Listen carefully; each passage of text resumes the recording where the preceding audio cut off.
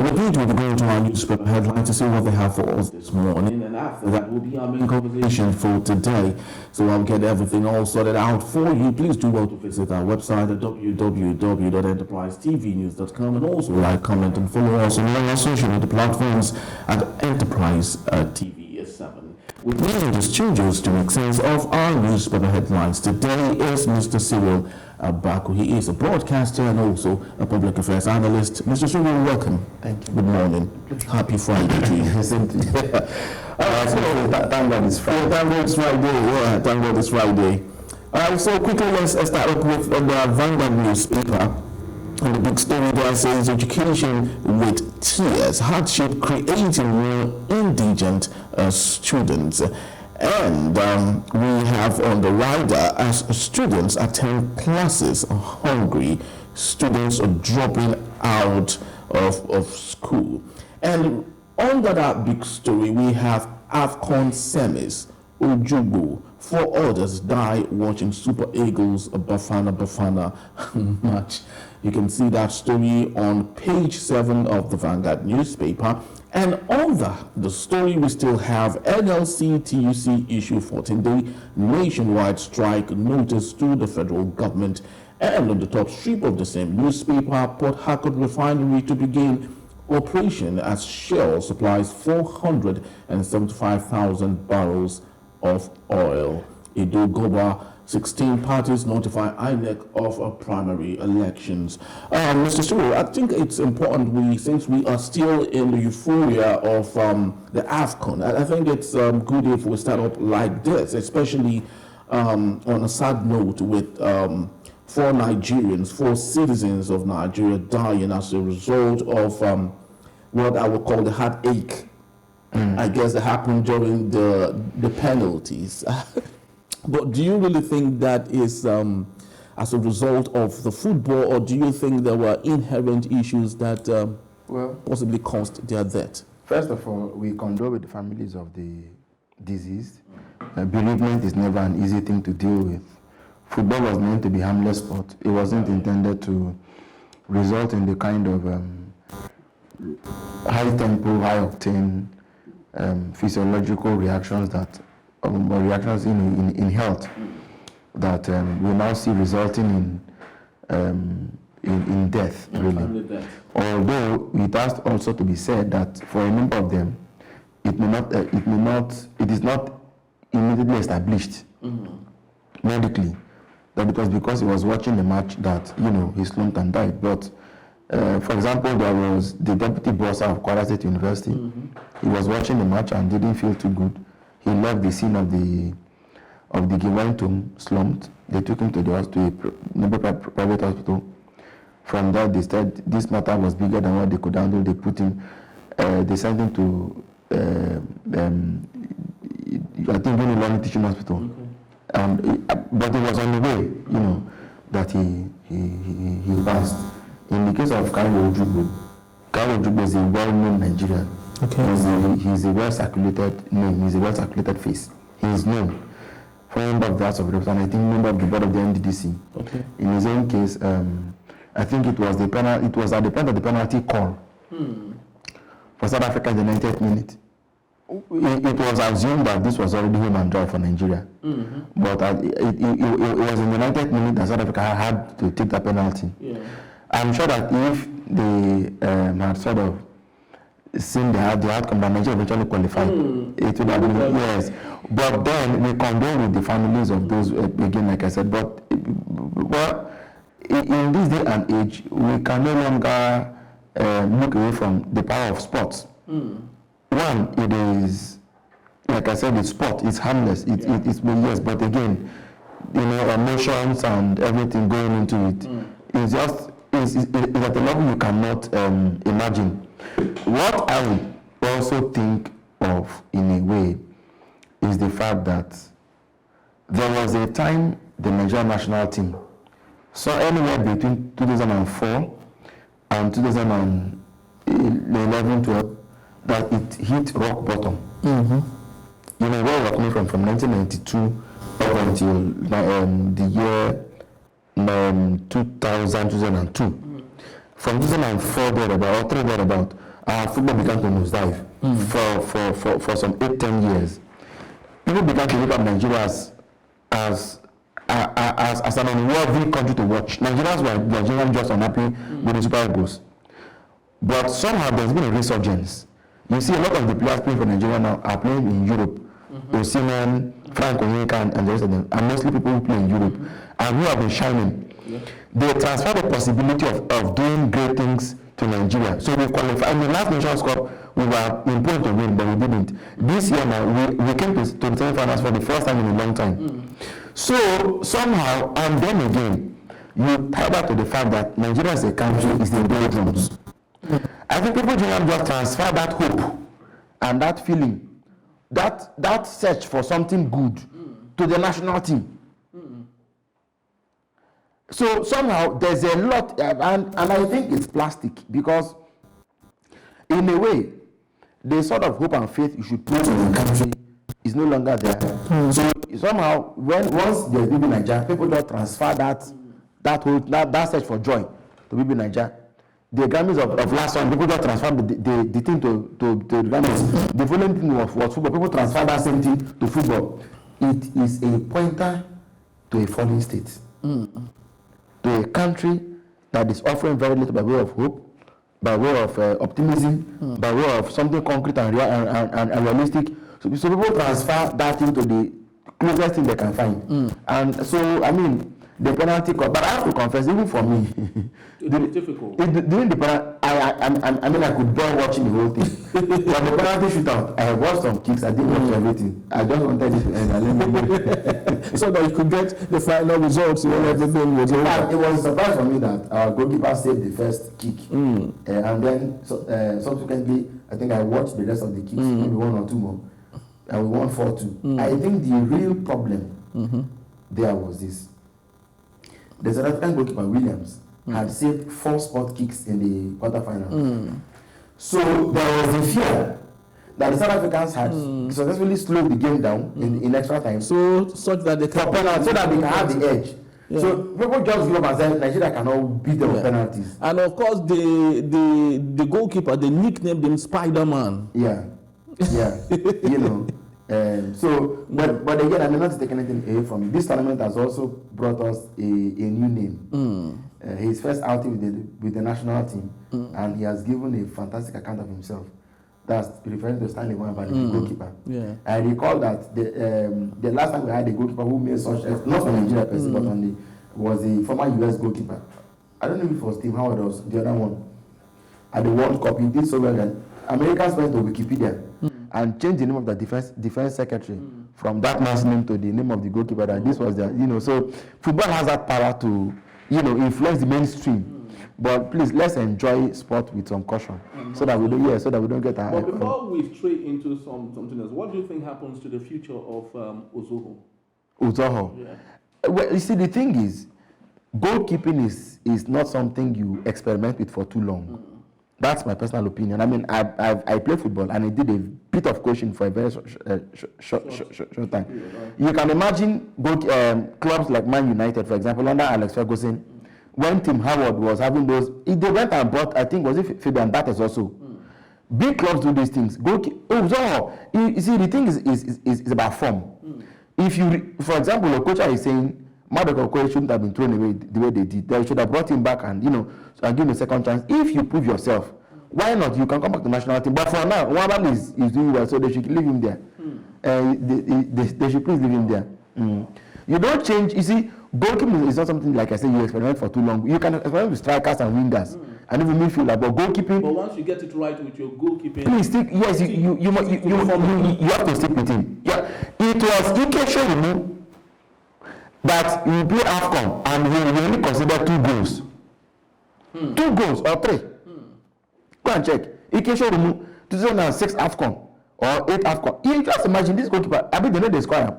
You will continue to keep clean sheet or more, clean sheet or more, clean sheet. This is the first time Nigeria had a clean sheet in the tournament. If not for the penalty, for the spot kick, for the spot, which means that this guy, Wambale, is the first Nigerian goalkeeper, or maybe even in AFCON history, to not concede only 1 goal in open play, and his country is in the finals. Come on, That's a legend of that. That's the stuff of legend. But finally, if you compare him to the goalkeeper of South Africa, who do you think should own that particular match? No, I mean the man of the match award went to Stanley Mabali. Wow. He did. He made a lot of saves. You know, in the first time of that tournament, the Nigerian national team today is playing out of sorts. It's playing out of position. Traditionally, Nigeria is an attacking country. And I say this with every sense of respect. From the our football began to grow definite character around the 1990s when Clemens Westhouse became national team coach. And Dutch philosophy, by Dutch football, we were playing wing football and we were playing attacking football. We had lots of Amunike, Philippe George, Sikeda, Babangida, you know, Jojo. So it was mainly, even in Nigerian villages today, if you want to play football, they say, when they select, you come. What the man is, you play right, you play left, you play center. The rest of the team plays together. But what they do is, you right, you left once. So that's our traditional way of playing football. It has become a culture. A culture. But this coach, Jose Pesaro, is not an attacking coach. So he changed the his own philosophy is we sit back, keep a low block, then we now break the opponent on counter. If you check all of our goals, yes, we sit back. So in the first half of this match, South Africa had a lot of chances. They came so menacingly close. It wasn't because our players didn't know what to do. The coach that's his own idea. Sit back, contain the account, then go on counter. So that was what we were doing. But that now exposed us. We were under pressure. One time they saved a lot of goals. And that free kick he saved that they missed on the rebound in the close to the end of the game was another very save. Then there's another, he saved a lot of balls. And then in the penalty shootout too, he saved 2 penalties. Come on. you have to give it to him. Well, it's very, very important we have this on a lighter mood, because this is the only thing that currently makes us Nigerians happy. But let's go back to the reality. Unfortunately, in Nigeria. So, Mr. Cyril, let's talk about the hardship creating more indigent students, education with tears. Isn't it really funny that at a time when the students are supposed to be the bedrock of every society, students are supposed to be, the people who should, well, the fulcrum, the scaffold of any surviving nation. And it's so unfortunate that when it comes to Nigeria, these scaffolds are given every opportunity not to hold well.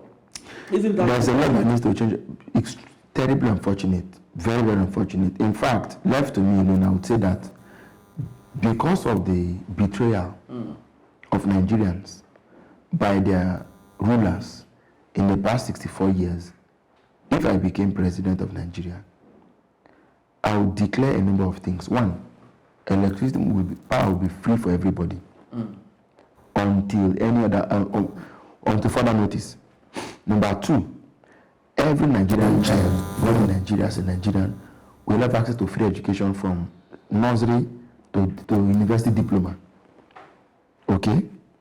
Number 4, we will look for every excuse for people not to pay tax. As much as all of these are awesome policies, some opponents or the opposition during debates will ask you, well, how are you going to fund all of that? Okay, good. If you, and assuming this is how you're asking the question through the back door, so let me answer you. The great wealth of Nigeria is in stolen hands. Okay. We're going to pluck it out. Because what we are doing to ourselves is unfair, is demonic, is satanic, is devilish. There's a particular disease in medicine in which a person's immune system turns on the person. The immune system is supposed to be the defense of the body. Am I correct? True. In fact, it doesn't just turn on the person. It begins to eat up the person's brain. That's a dangerous thing. And today, it is the people who have become look, the point is, leaders don't always emerge as a reflection of people's will. Sometimes they emerge. Things happen. All right? Somebody suddenly dies, whatever. But from the day you become leader or governor or the president or whatever it is, How don't you understand the sanctity and sacredness of the trust that has been given to you, that has been entrusted to you? To know that what, you know, I mean, the king, in the Bible, they told them, they said, Israel, you want a king. See what the king will have unfettered powers. He can turn your boys into his army, pack your children to go work on his farm. Nothing will happen. If you start working for the king, your heavens will not fall. The king can, even when David made a mistake in the Bible, it was Israelites that were killed. True. He was not affected. So you must understand the gravity of the work that's been entrusted to you. I don't understand how leaders just, you know, and it's as if it doesn't bother them. This loan scheme they brought for Nigerian students is dead on arrival. I told you here some weeks ago that the federal government asking the CBN, the NNPC to now start transferring these books to the CBN to check for that it won't work. Yesterday they've agreed that they will not implement the policy. Why? Okay. The reason I said it will not work is because the NNPC in Nigeria is above the law. The NNPC? No, these are. I have plans for them. If I become president of this country, no, I have plans for them. Henry, don't laugh. I have plans for them. I have plans for them. So this, but like I told you, if I was president of this country, the refineries will work in 15 days. In 15 days, the refineries will work. But the one in Okreka, Alessa, Eleme, whatever, but refinery to work.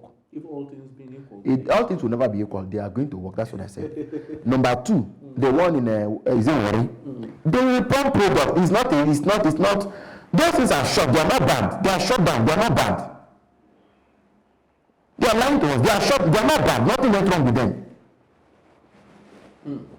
Nothing went wrong with them. A technology that people can gather in the bush and refine crude oil in 25 hours. I'm telling you that what's wrong with the refineries? Those are calls for corruption. I have plans for them. But I think it's very important we understand the dynamics of politics in our country. And most of those who fund allegedly are part of the importers of fuel. So if they fund you, if they support you, they fund me. If they fund you, because of course it is believed, when you run for office, you don't in a good climate where real elections happen, you're right? Candidates don't fund themselves. You need to bring donors to come and help you do that. And most times those donors always are influential to the things that you do. It happens in the United States of America, in UK, the same thing all over. So if that happens in Nigeria, where most of these people with big money fund you and ensure that you win, is it not possible that you might sway towards their direction? When a candidate subjects his candidacy to the funding of wolves and all sorts of tendencies, he will be beholden to them. As the minister is going to run for president anyway, P2B, I don't know anybody who funded him enough to tell him that. So that answers the question. Good. Of course, that changed the dynamics actually. Let it be said also that the reason we talk about Nigerian political dynamics is the dynamics don't fall from heaven. It is the people who have gathered that have determined the dynamics the way they are today. It means if you and I gather there tomorrow, we can change it. Is that not so? True. So wait until good men are in power. But I believe me, I'm telling you that the day is coming when Nigerians will enjoy power free of charge. When every Nigerian child born in this country will enjoy free education from infancy to university diploma, and based on performance can have access to do masters and PhD on state funds. When all those who have stolen Nigerian money will cough it out, voluntarily cough it out. Henry, mark what I'm telling you today, it is going to happen. You see, because everything waits for its own time. True. Yes. But when the fullness of time has come, nothing can change the wind from blowing in its course. Nothing can change. You can't turn it. You see, if you have the wind coming, what you simply do is observe its direction and clear for safety. Exactly. You can do yourself a favor by standing in his path and see what it does. If you want to stand in his path, you're welcome to stand. Is that not so? True. Well, I hope we are all alive to see and witness that day when Nigeria becomes what it should be. Well, let's move on to the next paper. This is coming from the Punch newspaper. And the big story there says 14-day strike notice, federal government labor defer on a border peace deal. And the writer there says, be patient, Nigeria cannot afford strike this time. Minister begs labor, seeks cooperation. Hunger, insecurity, wrecking Nigeria. NLC, TUC, lament say 14-day notice begins today. And the top strip of the same newspaper, we have banks dollar sale falls as Naira weakens to 1,479 Naira. And also government orders 100,000 metric tons of grains. Release warns hoarders to be careful. Foreign airlines fare $200 million loss over Naira depreciation. And the right, under the big story, we have an image of Bola Ahmed Tinubu, I guess, inaugurating a foundation, but it says Tinubu plans 200,000 houses in 12 states by December. Mr. Cyril, here we have it again. Bola Ahmed Tinubu is promising, like he promised prior to elections, and he is still doing the same thing, 200,000 houses in 12 states by December. Why is our president finding it difficult to understand that shooting instead of aiming, right? Sorry, aiming instead of shooting should be the best policy. If I were president of Nigeria, I'm sure I would be aiming at 3 million housing units per year. It is doable. It is very doable. 3 million is possible. The president, do you know yesterday, you said how many houses? 200,000 Yesterday, houses. the president, he inaugurated 3,112 blocks or housing project in Abuja, renewed Hope City. The president said they should bring out the pledge and recite it. That from now on, they should be reciting the pledge anywhere they go. That as to make Nigeria. And the reality is that patriotism cannot be imposed. Definitely. Neither purchased, neither coerced. Why don't people believe in Nigeria? When you mention the name Nigeria, people turn off. It's a turn off. People look away. When you hear the name America, brightness, it's like brightness. Exactly. Brightness, opportunities, prosperity. There's this way of hope. It's automatic. Yeah. Do you know that America has branded itself successfully to make you believe that that's who they are? I remember when I was around 6 or 7 years old, Henry, this was a long time ago. I was in a creek at my hometown, in our compound. We were listening to the news. And they said American prisoners were protesting being served noodles.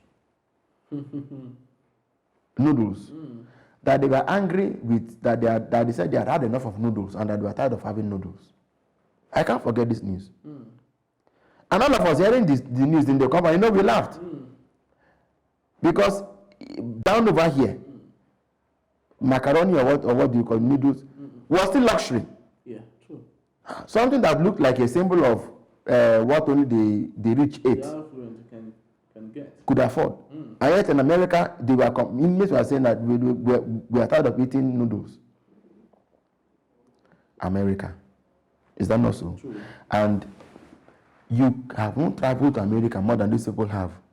Henry, the president said he schooled in America. He worked in America. The Speaker of House of Reps has ties to America. Most of them. They have traveled to America more than you and I have. True. And yet, they are not challenged. They are not perturbed. You see, when somebody leaves office and all I can give you are excuses of why he couldn't work, he's a failure. Leadership is to get, for me, part of my own philosophy of leadership is a mishmash. But one key strand of it is pragmatism and productivity. The result must be gotten. For me, leadership is a verb. It's not a noun, it's a verb. You must perform. So the idea of having reasons why the thing is not working, it's not moving, it's not going, you can't look. When a leader is not able to perform at certain levels, you know what it means. He was being mindful of some people. Now, the president has given grains to governors who are not distributing grains to people. You're aware of that? There's a particular governor who took palliative grains and has not distributed a single one, not one. 1 pound. Not even a single drop. You know what?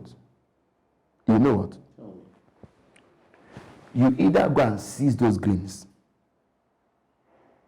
or the next time you distribute, cut the governors off. You get what I mean? When you don't think something can give, that's when nothing will give. And you don't think and you achieve anything. But the time was coming, you wake up to your responsibility and bulldoze your way through. Right. Otherwise, nothing will give. I told you about the wind. For me, fire and wind are one and the same thing. Okay? Nobody stands in the path of fire. Right. If you see fire coming, you will give way. And that's what's going to save Nigeria.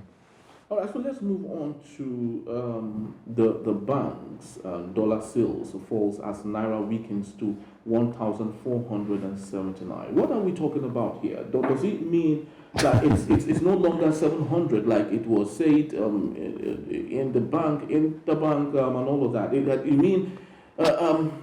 mean that has increased to 1,000? Not the parallel market now. Not the parallel market. What do you think, and can you help us make sense of such an economic or financial policy? In less than 100 days, we can bring fuel price to 40 naira per litre. Well, we can bring it back. I can bring it back to 40 naira per litre. Then, subsequently, the naira was born and destined to be higher and greater than the dollar. The naira was born and destined to be higher and greater than the yuan, the yen, the pound, and the dollar. So why have we seen a reverse of the case?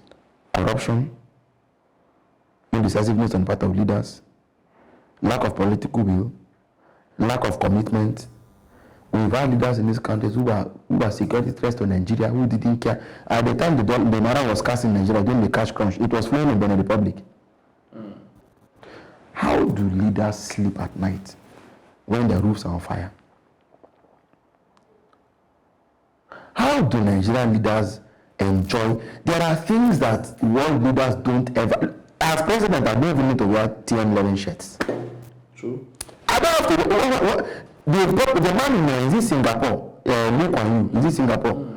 Singapore. They were attending WHO. Is it no? It's not those people that give money. This IMF or what? They were attending conferences, anyway, international conferences, and going capping and saying we are poor countries.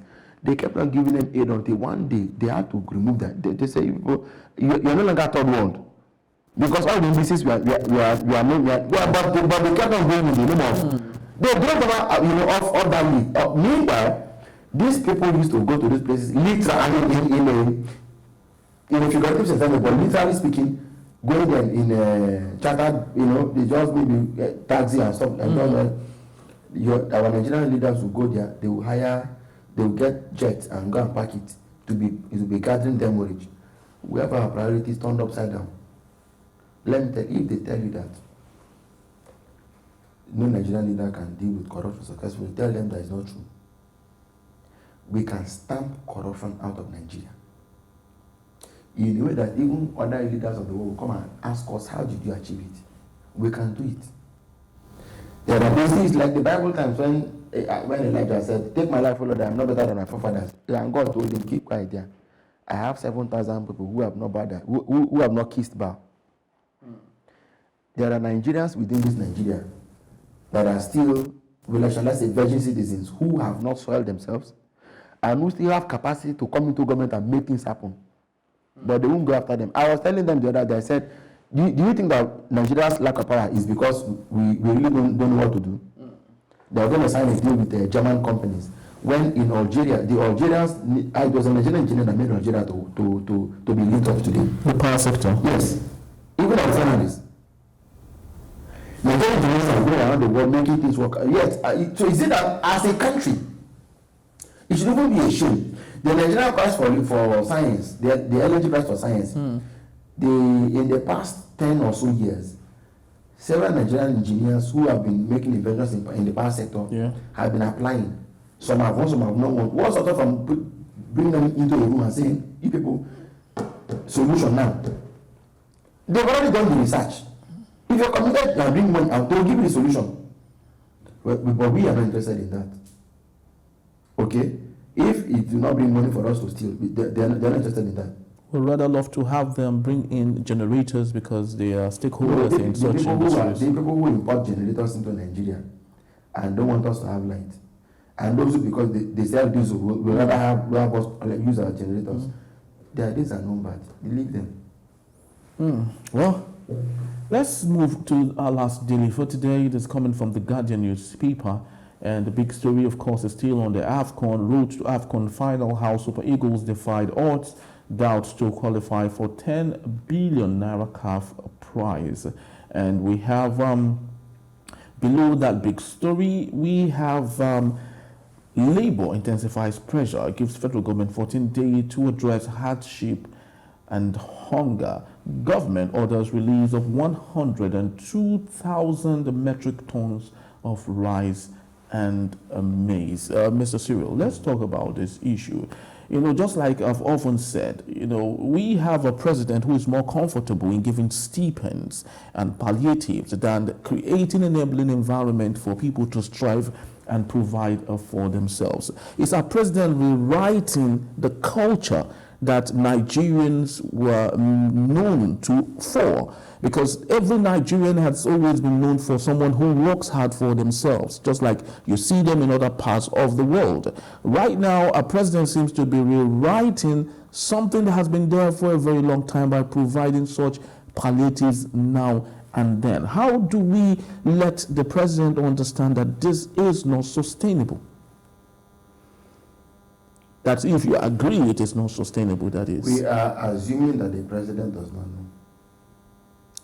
We assume he does not know. We are assuming yes. that he does not know, so we should help him to understand. Exactly. Well, but we can't concede that indeed he does not know. But there are about 2 or 3 scenarios or more. One is that we're becoming a war zone in which we just came out of the war. Everybody's on equal terms. We've gone back to civilized to the Adamic age. Everything is water and land and sea. So we are all equal. Professor and housemate, everybody's on the same level. You beg to eat. Number 2 is that the other scenario is that the simulation is about an emergency state in which we can't farm, we can't fish, we can't walk, we can't go out. We are not looking up to the government for handouts. Maybe scenario 3 would be anything in between. So when people can no longer feed, except government gives to them, can no longer, so what does that become? That's an Orwellian republic. A failed state already. So it appears we are not willing to even take any desperate measures because food import is not the solution. Of course.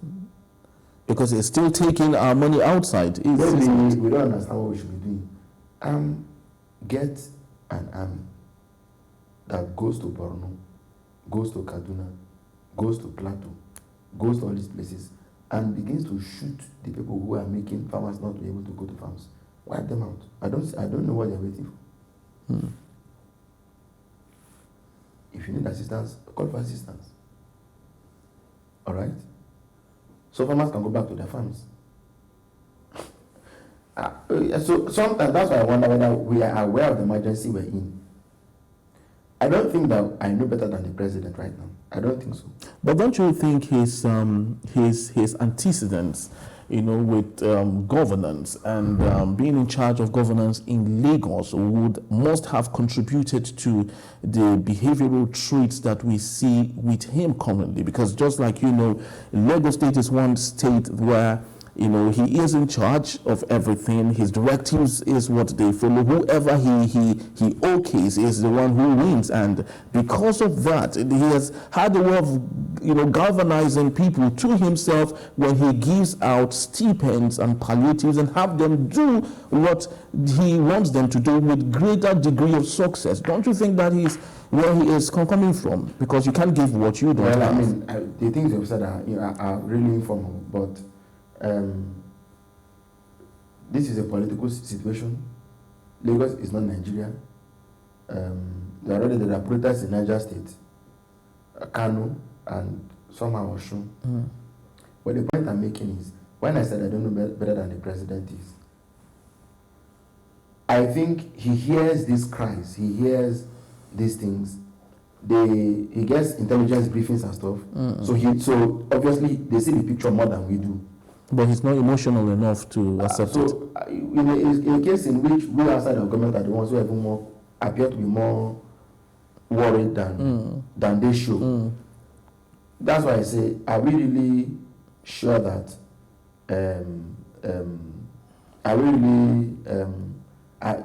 can we assume that the president doesn't know better? The question is, why is he not acting as urgently as he ought to be acting? All right? Inaugurating a 3,112 block housing unit in Abuja, farmers can go to farms. All right? Exactly. So, yes. All right, so let's finally move to our neighboring country, Senegal. ECOWAS of foreign ministers meet to resolve Senegal, Burkina Faso, Mali, and Niger crisis. Mr. Cyril, what do you make of this? Because it seems like what is happening to the Sahel states is beginning to gravitate towards Senegal. I'm talking about the level of leadership and aptitude in our country, in our continent. You know, don't you think it is still the same bandwagon effect of leadership in Africa with what we are observing right now in Senegal? There's a need to retail democracy in Africa. To do what? Retailer, Okay. customized democracy in Africa. Parliament has to be alive to its responsibility to check. I think, in part, the moment a leader has conquered parliament, he becomes a dictator. And African leaders have shown that they don't have the capacity to use such powers for good. The only exception we've seen so far is Rwanda. Yes, but even that is being scrutinized anyway, because it's not according to exactly the rule of law and all that. Yeah. So it's still under scrutiny. But by and large, what the man in Senegal has done is not good for ECOWAS. It's not good for the image of the continent. If people start demonstrating on the streets of Dakar and other cities and sing Russia's song, I mean, it will not Pledge an anthem. it will not be good. He should have known better. And France has not said anything. But I've not heard the French foreign minister anybody say anything about what's going on in Senegal. So you cannot continue to do the same thing the same way and expect a result. The other time we had this sort of thing, ECOWAS is now saying that okay, what the government is doing is not right. They should not postpone the elections till December this year. But the fact is, even ECOWAS is now waking up to realize that they need to stand with the people. Exactly. What I suggest is ECOWAS should have a yearly country report on democracy. Score some high, score some low. Let leaders sit up. That ECOWAS shouldn't be a boys' club where everybody sings, where everybody passes word on the back. They should speak the truth. There should be a watchdog in West Africa that publishes, what's it called? Leadership, democracy watchdog that talks of how democracy is faring. So that if they indict any country and anything untoward happens there, the others will sit up and wake up.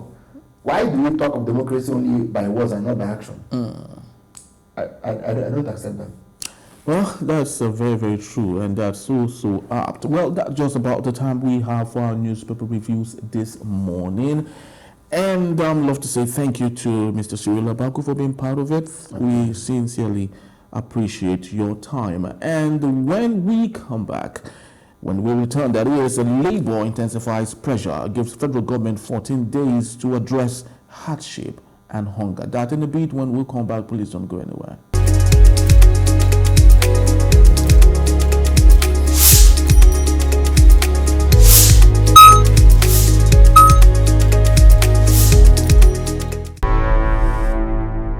Enterprise TV, a tradition of truth.